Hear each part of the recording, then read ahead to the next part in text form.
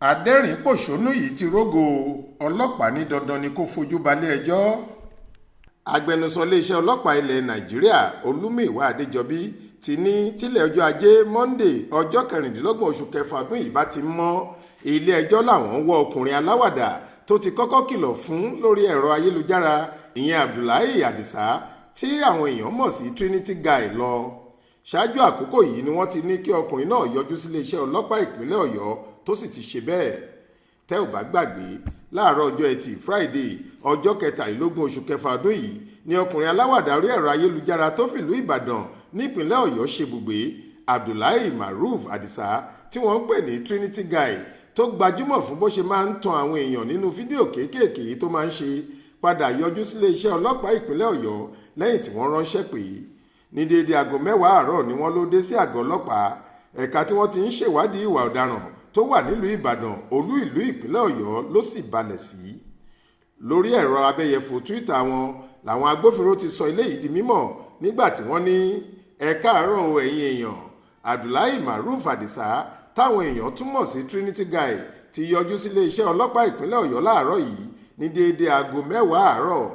Ẹ rántí pé lọ́jọ́bọ̀ tọ́sídẹ̀ẹ́ ni wọ́n ránṣẹ́ sí i nípa fídíò ọmọdébìnrin kan tó ń bá sọ̀rọ̀ ìsọkúsọ.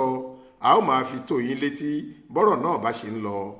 Bákan náà ni wọ́n gbé fọ́tò Trinity yìí sí i níbi tó ti kó sí jàlábíà tó dé fìlà bíi tàwọn aláàfáà tó sì tún lo ìbòmú láti bomú ẹ̀ níbi tó ká góńgó sí lẹ́gbẹ̀ẹ́ kan. Wọ́n fi kún un pé ó ń dúró de igbákejì kọmíṣánná ọlọ́pàá ìpínlẹ̀ náà àtàwọn ẹ̀ka tí wọ́n ń ṣèwádìí ìwà ọ̀daràn lórí ìdí tí wọ́n fi pè é. Láti ọjọ́ ajé Monday ọjọ́ 29 oṣù kẹfà ọdún yìí ni agbẹnusọ ọlọ́pàá ilẹ̀ Nàìjíríà Olúmíìwá Adéjọbí ti kọ́kọ́ sọ sí fídíò eré àwàdà ẹ̀ kan. Ó ní àwọn eré líle tó lè kó ìpalára bá èèyàn ni àti pé àwọn yóò fòfin gbé ọkùnrin náà. Nínú ọ̀rọ̀ ẹ̀ SP Ọ̀ṣífẹ̀sọ Adéwálé tí í ṣe alukoro ọlọ́pàá ìpínlẹ̀ Ọ̀yọ́ tó sọ̀rọ̀ náà di mímọ̀ lọ́jọ́bọ̀ tọ́sídẹ̀ẹ́ ọjọ́ 22 oṣù kẹfà ọdún yìí ní iléeṣẹ́ ọlọ́pàá ìpínlẹ̀ Ọ̀yọ́ ti ránṣẹ́ pé ọkùnrin gbajúmọ̀ aláwàdà ní Abdullahi Maruf Adisa táwọn èèyàn mọ̀ sí Trinity Guy nítorí àwọn eré ẹ̀ tó ń tayọ ààlà tó gba orí ẹ̀rọ ayélujára kan àgàgà èyí tó ní í ṣe pẹ̀lú ọmọbìnrin kékeré kan. Nínú fídíò tí ọ̀gá ọlọ́pàá tọ́ka sí yìí ni Trinity ti ń béèrè lọ́wọ́ ọmọ náà pé irú àwọ̀ wo ni nǹkan lọ́mọkùnrin òun tọmọ náà sì padà fún lésì nígbà tí kò dẹ̀yìn pé níwọ̀n ìgbà tó ti jẹ́ pé èèyàn pupa lòun fúnra ẹ̀ pupa ni kinní náà yóò jẹ́. Lọ́jọ́ ajé Monday ọjọ́ 29 oṣù kẹfà yìí ni Adéjọbí gbé fídíò ibi tó ti ń ṣe bí ẹni pé